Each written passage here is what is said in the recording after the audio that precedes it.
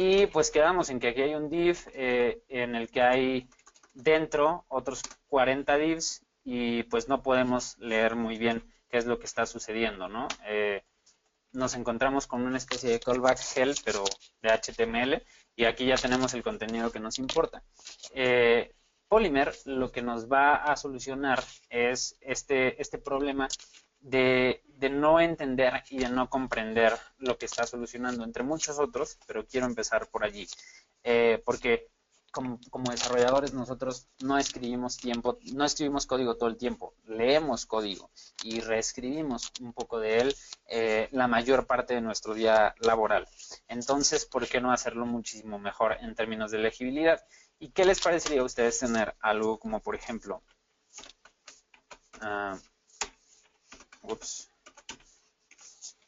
el teclado lo tengo en otro idioma, sorry.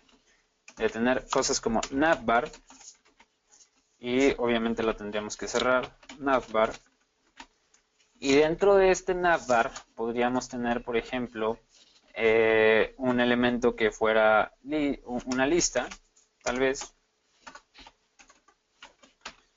y dentro de esta lista, a esta navbar le podríamos poner algún atributo como, pues sí, como por ejemplo background, color, y aquí pues ya le podríamos poner algún color en específico. No sé, podríamos hacerlo azul, y de este lado en la lista después ya podríamos ir creando elementos, en este caso Gmail, o bueno, cualquier cosa que fuéramos a hacer, y después de eso podríamos generar aquí un elemento que fuera profile, y lo cerramos también, profile. Y dentro de este profile pasan cosas bien interesantes, porque en vez de tener 1.000.000 de divs, que es lo que necesitamos tener para, por ejemplo, darle clic a esto y que en efecto salga la oportunidad para mí de cambiar mi foto de perfil, mi información de mi usuario, si quiero añadir una cuenta acá. Entonces dentro de ese profile probablemente añadiríamos un profile card.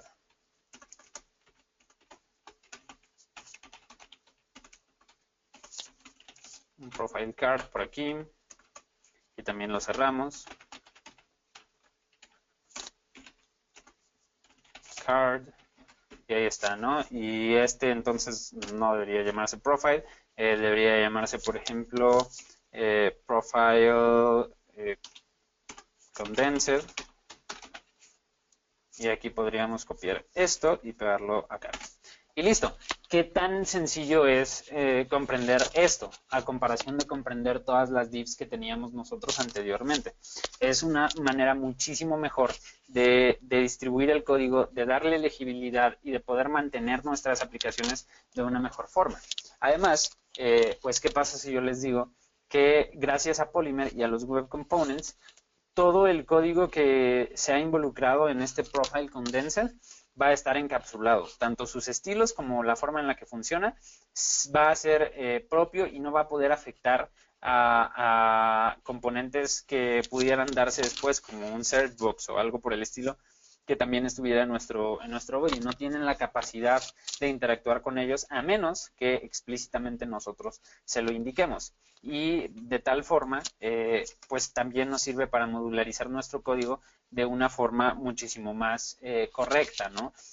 Tanto en nuestros archivos como a nivel funcional y como a nivel ejecución, ¿no?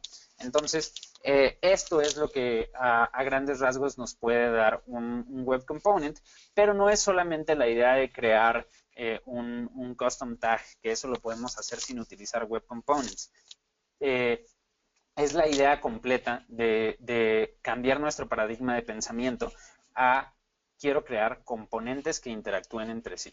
Y para crear componentes, pues nosotros, volviendo a la presentación, tenemos un gran aliado, que en este caso es Polymer.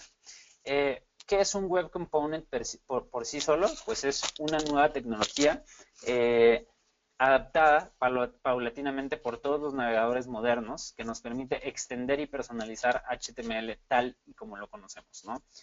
¿A qué me refiero con esto? Bueno, número uno, entendamos esta parte de extender y personalizar el HTML y a un nivel muchísimo más profundo que solamente crear una custom tag. Aquí siempre manejo, por ejemplo, este pequeño ejemplo. Imaginemos que en lugar de mi navbar y etcétera, yo, como desarrollador de HTML normal, sin meterme a Web Components ni nada, quiero crear un select. Y entonces escribo yo aquí mi select. Por el momento lo quiero dejar todo sencillo. Y dentro de este select quiero crear unas opciones, que en este caso van a tener el valor de 1 y aquí 1. Es un select para ver cuál es tu número favorito. Entonces simplemente tenemos 1, 2 y 3. Y tenemos las opciones 2 y 3.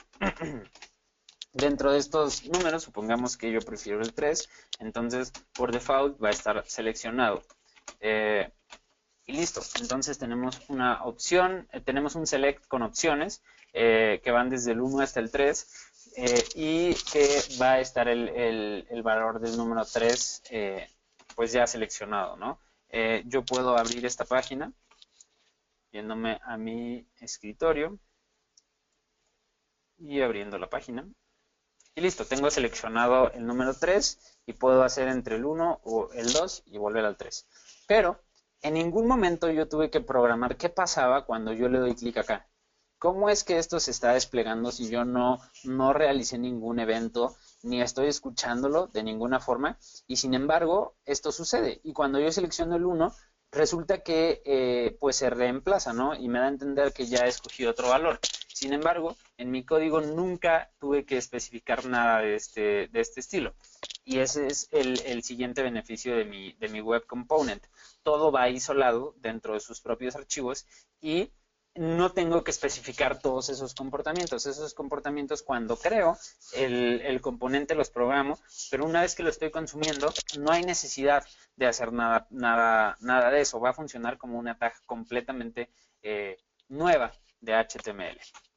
Y para lograr esas cosas, me parece que me salí de la presentación, pero para lograr todo ese tipo de situaciones necesitamos nosotros 4 cosas específicas para que nuestros web components puedan funcionar. Si no contamos con estas 4 formas, en donde quiera que queramos correr nuestros web components, no vamos a poder pues utilizarlos de forma correcta. La primera de ellas pues son los custom elements, seguidas por el shadow DOM, los HTML templates y los imports. Vamos a ver qué es cada una de estas, pero bueno, antes de hacerlo, mencionarles que no hay problema. Este no es un problema de, Internet Explorer no soporta esta cosa, entonces ya no las puedo utilizar. Ya que ahorita vamos a hablar de unas pequeñas cosas llamadas polyfills que pues lo que hacen es permitirle a todos los navegadores o a la gran mayoría de navegadores tener estas 4 habilidades, incluso si de fábrica no las tienen, ¿no? Como primero vamos a tener a los custom elements, que nos sirve para crear tags y elementos HTML. Ese es lo principal. Como secundario, pues obviamente también pueden tener comportamiento y pueden tener estilos de CSS, ¿no? Como lo vemos en las opciones. Si nosotros quisiéramos crear un web component como el del select, pues eso, podemos crear el web component que se llame select y podemos escribirle ese comportamiento. Cuando le den clic en la flechita, despliega todas las opciones y cuando seleccionen una, pues reemplázala, ¿no? En la cual tenemos. Custom Elements me parece que es una de las definiciones más sencillas que podemos comprender hasta este punto. Después tenemos el Shadow DOM, que al contrario es un poco el de los más complejos que tenemos para entender en este punto. Y lo principal es que nos da encapsulación. Hay muchos artículos por ahí en internet que dicen que el Shadow DOM sirve para darnos seguridad. Y eso no es una mentira, lamentablemente, pero tampoco es una verdad. Por eso digo lamentablemente, porque mucha gente sale con esa idea y dice, ok, el Shadow DOM me sirve para dar seguridad. Y no es así. Es una consecuencia, pero de todas formas nosotros necesitamos preocuparnos porque nuestra aplicación web sea segura. No podemos simplemente decir, estoy usando Shadow DOM, quiere decir que mi aplicación ya es segura por defecto. No. Y es una consecuencia, ¿por qué? Pues, repito, porque principalmente el Shadow DOM nos permite encapsular nuestras cosas, nuestro JavaScript y nuestro CSS principalmente en nuestro Web Component. Estas cosas van a estar separadas del DOM principal. ¿Cuál es el DOM principal? Simplemente para quitar esa duda, si es que alguien la pudiera tener, es esto que estoy viendo, ¿no? Es la forma en la que está compuesta mi página, mi descripción. Lo que podríamos conocer como mi HTML, solamente que mi HTML es el que yo escribo y mi DOM es lo que el navegador entiende y lo que el navegador interpreta para darnos los resultados que nosotros escribimos en nuestro HTML. En el caso, por ejemplo, de Google, aquí tenemos un text area, pero pues nosotros nunca vemos cómo es que fue escrito ese text area. Si nosotros regresamos al ejemplo del select, nosotros nunca vemos cómo es que fue escrito un select, cuáles son los comportamientos, cuáles son los estilos y cómo los puedo modificar, por ejemplo, ¿no? De entrada no podemos leer esa información en la consola directamente, porque están encapsulados, están en un Shadow DOM. Lo que nosotros vemos en este momento, el main DOM se llama Composed DOM. Y pues es eso, es un DOM compuesto por dos cosas, el Light DOM y el Shadow DOM, al cual no podemos acceder. Vamos a hablar un poquito más de DOMs adelante, pero pues tener en cuenta esa pequeña información, ¿no? El DOM compuesto es el que nosotros podemos leer cuando nosotros abrimos nuestra consola de Chrome o de cualquiera que sea nuestro navegador, y el Shadow DOM es, digamos, que el DOM de cada uno de los elementos. Este div puede tener un DOM debajo, solo que no lo podemos leer en este momento. Eso sería el Shadow DOM, y en él pues podemos guardar todo lo que queramos de funcionalidad en JavaScript o de estilos en CSS. Después de eso, necesitamos también un tag especial de HTML llamado template.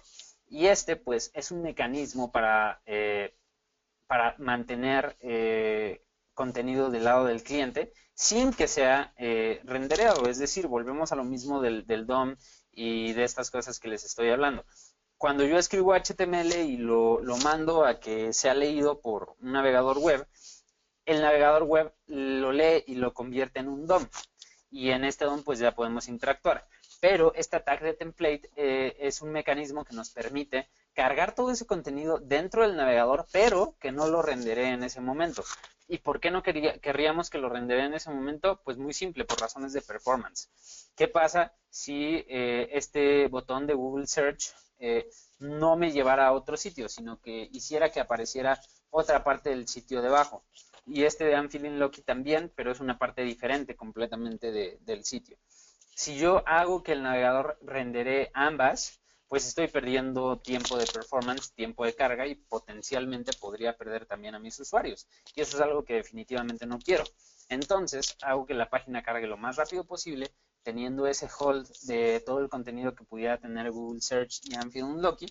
Y en caso de que el usuario le dé clic, entonces voy a renderearlo. Y pues es un cómputo tan rápido que realmente no voy a notar una diferencia pues muy grande, ¿no? En cambio, el usuario, la diferencia grande de espera que nota es el tiempo en el que toma cargarle una página, ¿no?